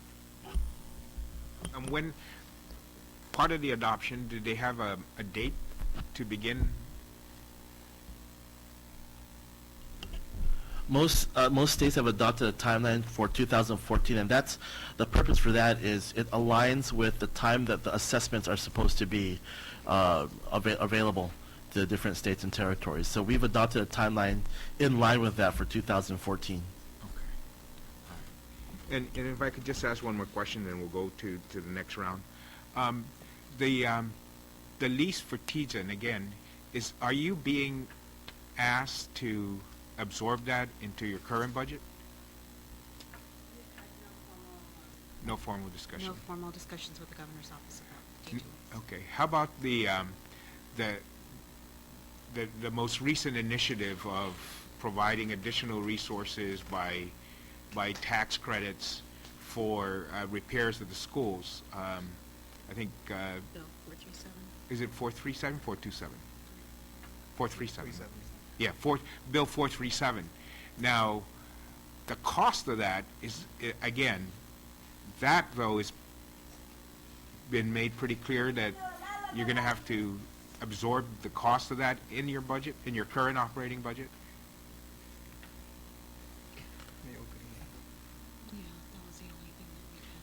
Yeah, and the only formal request that was direct about that was about the Okudu expansion. Okay. And so, I think we have a resolution that was suggested that would just, basically, the board would resolve to undertake the debt service as part of the operating budget of the school system. And so Okay. that's the only specific. Well, the testimony provided, I think, by the administration was that, and very clear, that the funding source for Bill 437 was going to come out of the current operating expenses of DOE. So I think we kind of need to take a look at that, given exactly where we're at. Speaker? Thank you very much. I'd like to continue on with that discussion on Common Core adoption, because you've indicated that you've reallocated federal funds then right now to at least partially implement the program. How much are you talking about federal funds that have been reallocated? The amount that I directly oversee at CNI is approximately $10 million, but that's like half of the entire consolidated grant. Okay, and is there any language in those grants in particular then that would require now that the local government take over completely that amount, and what year are we looking at? Not to my knowledge. Most of the funding is focused on resource material development and professional development for teachers. So that would be a recurring cost that they would normally include in our grant applications. The resource materials, it would be a one-time project shot, and the following years after that, we will probably further enhance those same materials. There is personnel that were allotted to the schools and central office from federal funds, but from my understanding, those would be recurring applications that we would include in our grant application. But normally federal programs, they will say that there's always that stipulation that eventually the government's going to have to take over, and that's what I think you need to be cautious about, incurring additional cost to the government. I mean, it's great that the monies are available up front from the federal government, but and we're all happy about that.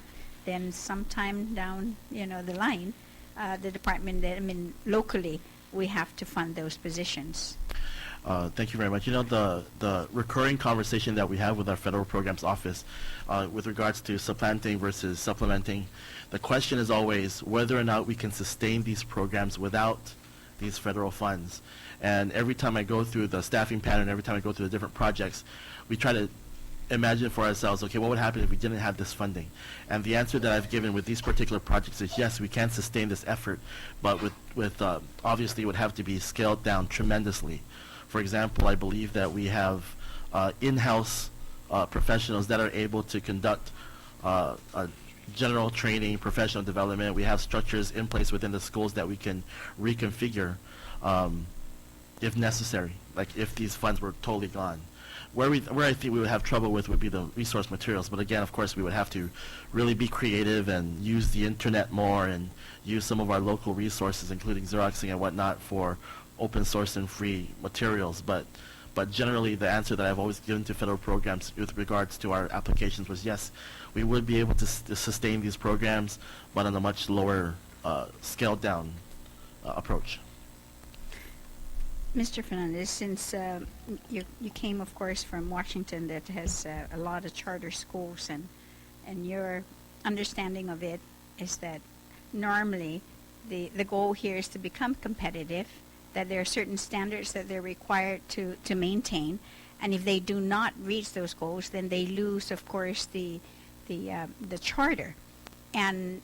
But we don't have that same standards for our schools, our regular public schools. But what I'm seeing here, two things now, is the Common Core adoption, and were there any standards they're set that by doing this, the schools must do this, this, and this. The children must achieve all this, this, and this. And if they don't, then what? Do we continue again? And later on maybe say, well, we never accomplished anything. Our test scores never went up. So we're just going to push it to the side and then continue or go back again to whatever new program or the buzzword is nationally. And I say that as well because I'm looking at Southern High School. Southern High School is going to be implementing now the Johns Hopkins. Have they set any goals, objectives that they hope to accomplish with this program? How long is going to be going for? When are they going to be evaluating themselves, or who's going to be evaluating them? What is it going to cost the government? My understanding, to implement this program in itself will require an additional 18 more teachers. So what are we going to see as a result of this program? Because I've been in the system, Senator Yamashita and I have been in the system, and we've seen this many times, new programs, but there's been no evaluation to find out whether those programs are effective. Because every time we hear something new in the mainland, okay, let's jump on the bandwagon and let's do this too. But we never see anything. You know, our population hasn't increased. We say that our test scores are at the bottom of the rung compared to the nation. So, I mean, I think it's great, but we got to hold somebody accountable here, that if it's going to cost an additional $10 million more, I like to see test scores go up. I like to see students get out of high schools, graduate, move right into the University of Guam and GCC without taking any remedial courses, or go right into the world of work. But we're not seeing that, and I'm just wondering why we continually do this and not then hold anyone accountable. And I'm looking to you, honestly, and I'm putting my money on you, of course. I know it's a lot How of pressure. much? Okay. 150,000. I mean, there's got to be some accountability. And I know I had a conversation with you, and with Senator Yamashita as well, that, you know, I have a draft bill, of course, that really would start requiring that the schools evaluate themselves. I thought the report card would have worked, and apparently it has gone. I mean, the information they put in has nothing really to do in terms of how they're performing academically. And so now this evaluation that I've held off for so many years, and for the schools to evaluate themselves every year to set what goals they want to accomplish for this school year and whether they've actually accomplished those goals or not. So that will be definitely forthcoming. Other questions Madam that Speaker, can I respond? Yes, please. I mean, you mentioned a lot in that, and I'm very supportive of what you've said in terms of accountability in the system. And the question is going to be for myself and for everyone here on this team and in our school system is, what are we accountable for? What is the end result that we seek for our school system? And ultimately, I hope we can all agree that it is student achievement that we want to see improve based on our investment, based on the time we spend working on this. And so that's where I would hope to get that out of all of this work, we are going to say, how are children doing in reading and math and language and whatever it is that we as a community are hopeful, agree should be the measure of success. And if they aren't getting ready, coming out of the school system ready for college, and if they aren't coming out ready for career, then we all have fallen short. So I agree with that. I think you mentioned the programs and Common Core and how it relates to the programs that are in place or about to be in place. I was disturbed to come here and see that there's some of the confusion in the broader community between programs and curriculums and standards and interventions. I think what we're doing here with Common Core, and I don't want to call it Common Core, pretty soon, except that it is kind of the framework we're implementing now. Common Core, in my understanding, is an effort to increase the standards so that we can become, and this was as a country, internationally competitive, and that we can hold ourselves, both teachers and administrators and students, to higher expectations and higher standards. And so that's kind of where we're going. We're going to set the bar higher than it was set before, and that's really where a lot of states are going. But we have to own that reform. We can't just put it out there and say, now we're going to take this framework and plop it down on the island of Guam and expect it to work. And so as Joe and I have been talking about, year one, we're going to crosswalk the standards, and we're not going to do it centrally, because I said, why don't you just do it? You can do that in about 2 weeks. do our Common Core standards, meet our local standards. But he said, but I think the process we've devised is to let the teachers participate in this, because we need teachers to understand exactly what the shifts are going to be. So I think it's important that teachers and principals kind of own this. So it's not Common Core, it becomes our systems standards and our curriculum. And that we work to build in year 2 the supports that are needed to ensure that we have effective instruction, so that teachers are now that they understand it, are geared up and are trained and prepared to deliver this instruction to our students, because this is not going to matter, this reform, unless it happens in the classrooms.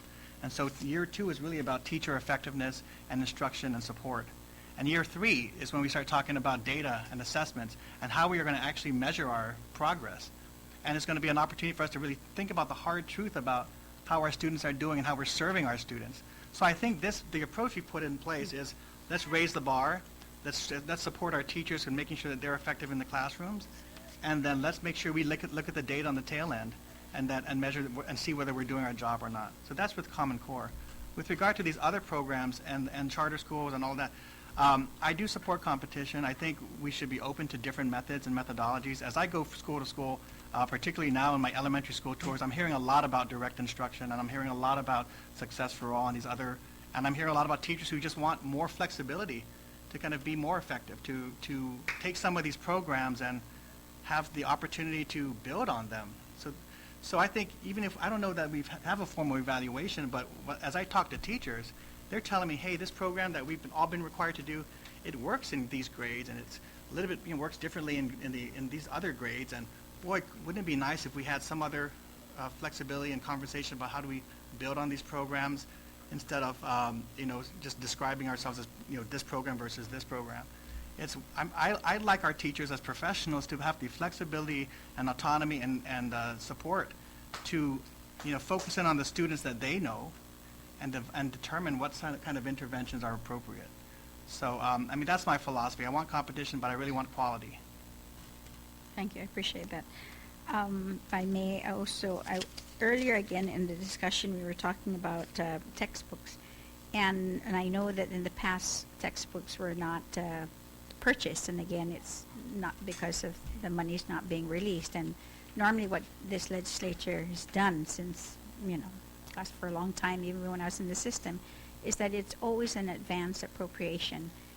And last year, when I say last year, school year 2010-2011, can you tell me what textbooks were supposed to have been ordered then, but were not purchased? Do you have that? Or maybe want to go backwards, maybe that might be easier to remember, or? Last year was the English language arts and, I'm sorry. So English that's language for arts 20, and world 2011, languages. 2012, or 2010, 2011? I believe it's 10-11. Okay, so that's English, language, Language arts, and world languages. And you're right, all languages, and I'm glad you said that, because that was one of the things we made it clear, that Chamorro language textbooks also were supposed to be ordered as part of this adoption. Then for this year, 2011-2012, what subjects? Science and Japanese. Yeah, so how come that wasn't part of? I'm not sure why it was separated, but I know that Japanese And was then part of our... for this coming new school year? That was it. It's science. Oh, so Yeah. wait, you're right, so what is it? So that's 12-13, and then 11-12 is language arts and English, and then for 2010-2011, what, you don't know what that is? I think I'm off on my years, so I would need to get the Okay. details in the exact years, but I know that our focus is English language arts and world languages, and then science and Japanese, and I don't know why Japanese is not included with the world languages. Okay, on the situation with JFK, because we were having some conversations and people are calling in, and that's why notes were being passed over to us, because when we heard that now we're looking at 60 days instead, that you're going to go on a double session or 1 quarter with GW, you're right. And I don't know what discussion been taking place, but did the contractors ever, or anyone at least, tried to negotiate with the contractor that maybe if they work 24 hours, 3 different shifts, that they might be able to finish this in half the time?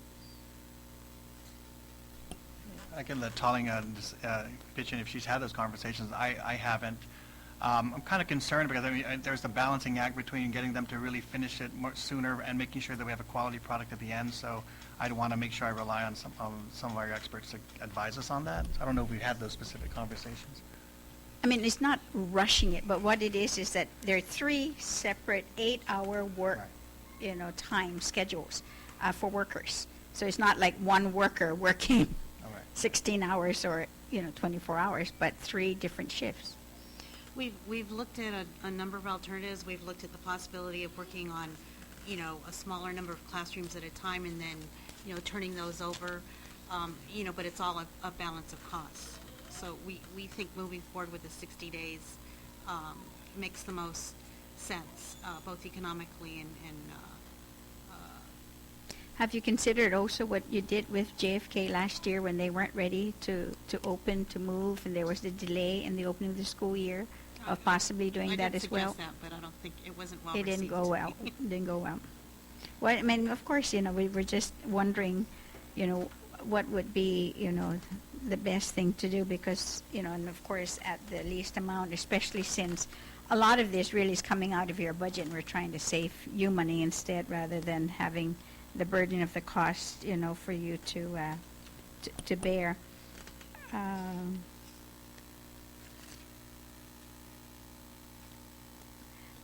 You mentioned that on the high-risk positions that we're requesting for 18 and you filled 6. With those 6 positions, was that within the $250,000 that was appropriated to? And then the additional 12 now are all new positions. Your population hasn't changed, has it? Student population. It's still at 30,000 something. Now, we did a breakdown of, aside from all the teachers that you currently have, almost every school are requesting for an additional teacher. So the high school, just the high school alone, not mentioning which schools, of course, there's an additional 25 teachers above what you currently were operating with. And do you know what that was due to? Rob, maybe you might be able to answer that. The majority of the high school positions that are being requested are for Southern High School with the implementation or the re-implementation of the 4x4 block scheduling and the Johns Hopkins program. So that's where the majority of those 25 positions are going to. So in this case, then, of course, when the decision was made to move forward with that, no one even questioned, of course, as to, the feasibility of the additional 18 more positions being requested and whether, in fact, we can bear the cost for this 18 versus what we were currently operating with. And of course, we're not taking the position at all, as the chairman had said, whether it's a good or bad program. It's just that, is it financially, wise at a time, of course, when, we're looking at you absorbing the TGen lease, you absorbing the Okadu expansion, you absorbing, other, costs again, and more to come, $8 million for these other bonds that, you're going to have to pay for, so. No, it definitely was a consideration, and it was a consideration when we were looking at the 4AB schedules for all 5 of the high schools, the additional positions that may be required. And currently I am working with the principal of the school to make sure that that request for 18 is absolutely necessary. I'm asking him to maximize as much as possible to try to alleviate some of those extra positions so that we're not going above what we really need to operate when we implement this program at Southern High School. In the in the middle school, you're requesting for 14 additional teachers, but there's no change in the schedule at all. So likewise, what we're doing with the middle schools, and we know that we have a real difficult time recruiting teachers to teach at some of our middle schools, in particular in Arahan Middle, and getting them to stay there. So what we're looking at is the need over at Jose Rios, where they are overcrowded and they just need an additional team, and seeing if we can absorb that from some of the smaller class sizes in some of the other middle schools, so that those numbers might not be as high as we're showing. But until we're able to scrub that with the final enrollments and make sure that we are maximizing the use of the teachers that we have, that will come at a later time. But we just want to be prepared in case we are unable to maximize those class sizes at Inarahan, perhaps even Ocean View Middle School, so that we can move body and position around to where the need is. And then the last is an additional 27 teachers at the elementary level. Machinano, yes, is 6. They're requesting for 6 more teachers.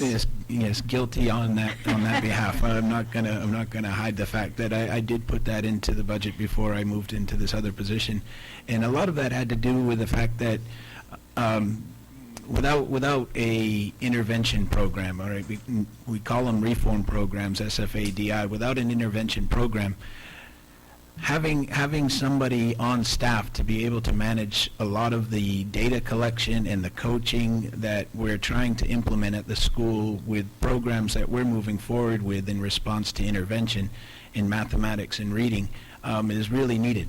We were also looking at ways to have more collaboration time with the grade level teachers, the kinder, first, second, third, fourth, and fifth grade teachers, and so we built those in. Most of those position requests in the elementary are at the 5 schools without a intervention program, or a reform program as it's more commonly referred to. But your school is considered a Met Good school. So, I mean, whereas the other schools then with federal funds then are able to have, the monies to be able to do this, and because you're not participating in any of those federal programs, then now you want to be able to reflect the same thing, but you're going to need the additional monies for the additional positions to be able to be at the same position as the other reform programs. At least that's how I'm seeing it. Well, not entirely, but I can see how you're looking at that. Right, the school opted not to participate in one of those federally funded programs, in particular because of the philosophy associated with the program and the strict and rigidness of the one-size-fits-all for your students. And the faculty and the community said, you know what, we don't believe that. We believe that, different cycles in the laundry, you need different types of things put in there. You might need to put the bleach in for your whites and your light colors, and you might just need to use the detergent for your regular clothes.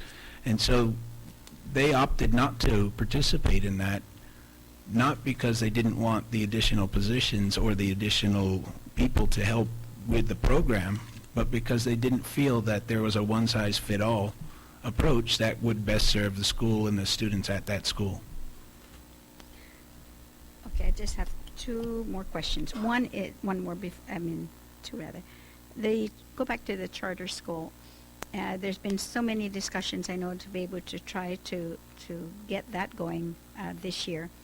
And one of the questions, of course, was identifying either a school that is currently DI that would like to, then all you have to do is just move the administration and possibly just having new administration, keeping, of course, the DI reform program there. That's one possibility. The other was then to look at Tejan. How many classrooms or buildings are available at Tejan right now?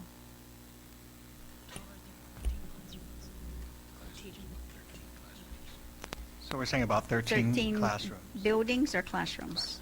Classrooms, yeah. 13 classrooms. Now, in the legislation, the law that the governor had signed that passed 437, of course, listed the use of Tejan, the facility to be used, yes, for all public schools and charter schools, before anything else, for it to be used for anything else, whether it be offices for central office, staff or other departments and agencies moving in, or GCC or UOG even wanting to use the facility, that then would be for those two, the public schools and charter school. Is there, we've been really working very hard to try to get individuals to, I know that I've personally asked individuals, been recruiting for those who would like to serve on the charter council, and I don't know where that's been. Only one, I've only received one so far. Is there any, Mr. Fernandez, whether you can think of any, or not now really, but maybe later, of a language maybe that would help facilitate this, in spite of the fact that the council members are not completed in terms of having a quorum, because they have their budget originally last year, although there was a quirk in terms of it going from them to the department and then to the legislature. So they've been through that process already. This year, again, they're trying to repeat the process again, but can't even get through first base. That, and I'm just thinking there's a miscarriage of justice here somehow. And I'm wondering whether maybe, not now, that you can actually think in terms of language that can be used to actually make this happen, if we can make it happen this year. Okay, happy to work with you on that. Okay, thank you. So my last question now is, because I realized a mandate for the Chamorro language, and in the move and the whole discussion to be able to see whether there are going to be, how many teachers rather will be available or needed for the new fiscal year, and the additional classrooms, of course, and I know you put this under your supplemental request. However, in this whole analysis, and it was, how should I say this, it actually went down almost as a concern, maybe the harsher word is a threat, I suppose, to the Chamorro language teachers, because now many of them are being told that from their regular class loads that they are teaching in a day, that these teachers, I mean, just take a regular teacher, 20, make it easier, 30 teachers times 5, 150 students a day. Regularly, normally you would think, and that's middle and high school. But in the elementary level, of course, usually it's just 26 teachers, right? I mean, 26 students for the entire day. But now we're looking at the Chamorro language teachers who are going to teach in the hundreds, and that really concerns me. And I'm wondering, where are we on this? Because they've identified that there are some schools that they're saying that there may be more teachers than others. Some are feeling that they might lose their jobs, because now they're saying that if you overload or you let certain teachers teach a certain number of students per day, that you might not need as many, or that maybe the additional teachers that have identified based on whatever scheduling you did, that now these teachers might be able to meet the needs of this particular legislation. Where are we on that? Thank you, Speaker. You're right. We did take a look at an analysis of the elementary level staffing of the Chamorro language teachers, and sure, a single classroom teacher teaches 25, 26 students, but they teach them for 7 content areas. So if you multiply that by 7, then, it's not just 25 students that you're providing grades to. You're providing upwards of 175 grades over the course of a marking period. And then we looked at the number of instructional minutes that the teachers were actually in front of their students teaching, taking into consideration lunch and recess and their prep period when their students were in Chamorro language class. And we came up with a number per week for both the primary level and for the intermediate level. For primary level, it was 1,400 minutes a week. For the intermediate, it was 1,350 minutes a week. We looked at the requirements for primary Chamorro language and intermediate Chamorro language. It's 20 minutes per day, or 100 minutes a week for the primary, and 150 minutes a week for the intermediate. Now, to make all things equitable in terms of full-time teaching compensation, We thought that it was appropriate that they taught equal number of minutes. Took into no consideration total number of students, just instructional minutes. How much time are you in front of the students teaching? And that's where that whole analysis came from. And if you look at it, if a regular classroom teacher in primary is teaching 1,400 minutes and one class of primary Chamorro class is 100 minutes, that means they should be able to service 14 classrooms. 14 times 100, 1,400. In the intermediate, it's 1,350 minutes per week for the intermediate teacher, so that means 9 classrooms. And that's where that whole analysis came from, just to make sure that the instructional minutes were being even amongst the regular classroom teacher and the specialized teacher, because they're both earning their full-time salaries, and that's where that came from. So using that formula, we came up with a number of Chamorro teachers needed to staff based on the staffing pattern of primary and intermediate student classes. And it looked like we had too many in the elementary level. Now, some of the principals, when we asked them about that, they said, well, you're right, they're not specifically teaching Chamorro language, but we're utilizing them to teach smaller classes of direct instruction or success for all, and, you know, we're trying to get the most that we can so that the instructional minutes are even. But, again, you know, it's a specialized certification, and it requires that they are teaching a specialized content area. And so the elementary principals were looking at it, and they said, you know, if push came to shove and we had to, we'd have to be very creative with our scheduling, which would require that we go back to the intervention programs and ask for a little bit of flexibility, because if you're mandated by the program to have a 90-minute reading block, then that means you don't really have the flexibility of sending students to go meet their requirements for the Chamorro language program. So push comes to shove, you know, either the intervention program's going to have to give, or we're going to have to really take a look at the numbers and make sure that things are equitable in terms of instructional minutes. And that's all it was instructional minutes, nothing more or less. And you know, and you're right, and I can understand the analysis done on instructional minutes. But then at the same time, of course, you know, at least with the union contract, and I realize I read the Attorney General's decision on it, but you know, when you think of the different subject areas, preparation time, and the number of students, of course, you know, versus instructional minutes, so those all have to be taken into consideration. And I'm glad that you're actually looking at these Chamorro language teachers who are not certified, of course, to be able to participate in the DEET program after school, or to even participate in DEI or SFA, and yet, you know, they end up being penalized if, let's say, for certification, because there are Chamorro language teachers, but yet they're doing and teaching other subjects that they shouldn't be doing. So, and there's some of those, and I'll sit down and discuss that with you, because there are teachers who are required, you know, to do these, but their certification is not in that area, and then, of course, it affects their certification when they go to the council. So, so let me ask you then this question. So for this school year, what's going to happen to these Chamorro language teachers then?